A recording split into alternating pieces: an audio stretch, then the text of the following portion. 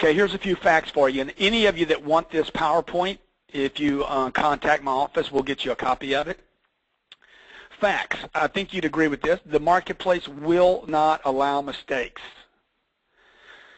You can't miss one deal today, and this needs to be driven into your people, into management, and salespeople need to become completely unreasonable.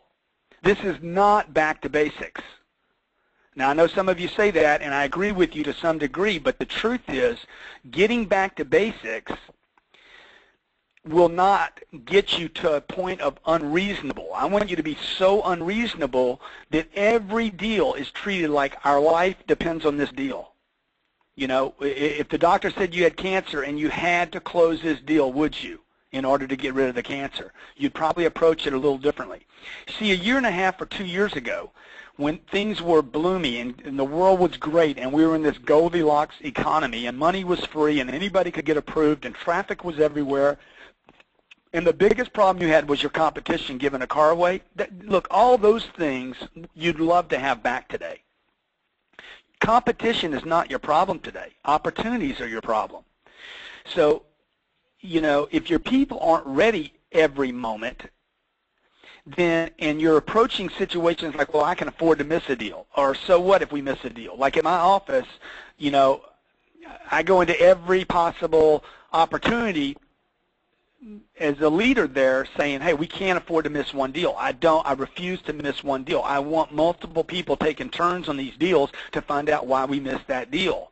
So I want to be completely unreasonable with this idea, oh, it's just one deal. No, it's your life now. And you can't miss one deal because one deal ends up equaling possibly one missed day of selling. So you have to approach this year, every deal, every transaction, and every day as though literally your business depends on that one deal and that one day. That means management has to get involved earlier. Management has to get involved in callbacks. Salespeople must be pushed to a point of literally like, hey, how far can I push my people? You have to push people today. You don't need to worry about losing people today. You need to worry about not pushing them far enough. Your people, once they sell something, they don't care how hard you pushed them. And if you were all off mute right now, I think everybody would say, yes, I agree. Salespeople leave companies because they weren't making money, not because they were pushed too hard. A guy that's pushed too hard, if that's even possible, and is successful, will not leave you. If he makes 150 grand this year selling cars, and I would expect most of your car dealers on this call because I know who Duncan promoted this to, but whatever you're selling furniture, you're selling you know, TVs. It doesn't matter. Look, if I push you to the point to where you're successful and you win, you're not leaving. People want more winning.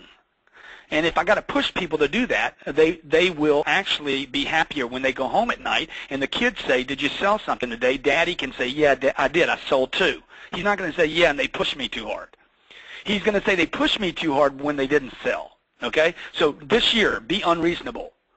Don't miss one deal. Don't miss one day of selling. And the only way this year to bring in traffic, increase closing ratios, and to get more gross, which we talked about as being solutions, I got to bring more traffic in. We have to increase our closing ratios. I have to get more gross profit per unit, regardless of the prostitution that is going on in your marketplace with weak competitors that decided to give cars away or product away. You have to get more gross. All these things can only be done through your people. It cannot be done with the investment in your facility. It can't be done with another fancy piece of technology. Rentals and rentals, ADP cannot get you gross traffic and closing ratios through your people. You can't buy this. You got to get it through people. Another paint job on your building won't get you closed deals. So the facility and the product will not drive traffic, and the traffic is not going to close itself. Somebody has to close it. You have to believe that your customer is going to be more difficult to close. They're going to be more conservative. They're going to be tighter with their money. They're going to be more selective. They're going to be more budget focused. So what we need to do is we know what the game's going to bring. We just need to be more prepared for those situations. So I'm going to give you an example. I talked about this last year, about solutions. Okay, and I talked about this last year using a worksheet to drive traffic. And this says use desking software to drive traffic. I would expect most of you are using some kind of desking software now. This is basically a worksheet. Now, we would use this electronic worksheet. This is what we call ePencil, but we would use this, and I know many of you have some type of desking software. Most of you that have any kind of desking software right now, you got away from your Foursquare and your green Sharpie pen or your whatever colored Sharpie pen you use. Which isn't a very fancy piece of technology, and the Foursquare has been around for a long time. This is basically a Foursquare that you're looking at, but it's on steroids. It's a very, very advanced way to present numbers to people. But we're using this software right now basically to generate traffic. We developed a piece of software about 7, maybe 8 years ago now called ePencil. And what we did was we went to NADA and we showed a version of this. This is not the version that we showed at NADA. We showed 18 payments, 9 purchase payments and 9 lease payments. And we told dealers 9 or 10 years ago, I guess 8 or 9 years ago now, that this would be the wave of the future, that you would desk deals electronically. Well, what happened is some of our competitors took that worksheet and started copying it.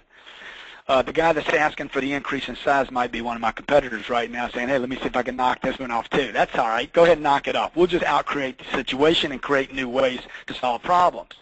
So, and that's just a joke if you're not one of my competitors. But basically what we did right here was this. We didn't show this piece. So if you're using some of the knockoff pieces of software here, you probably don't have this. This basically desk the deal to a target of same payment. I talked about this last year and said, look, this should be used with your service traffic. But the reality is this could be used with phone traffic, internet traffic.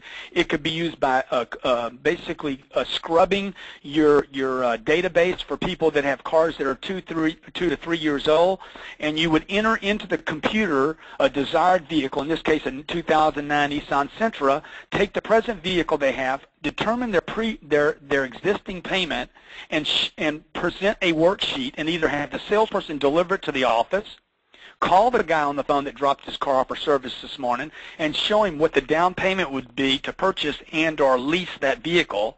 The bottom half down here, if you see my little mouse running around, it shows if the payments were half, quarter, and zero. Now I'm showing you this screen for one reason.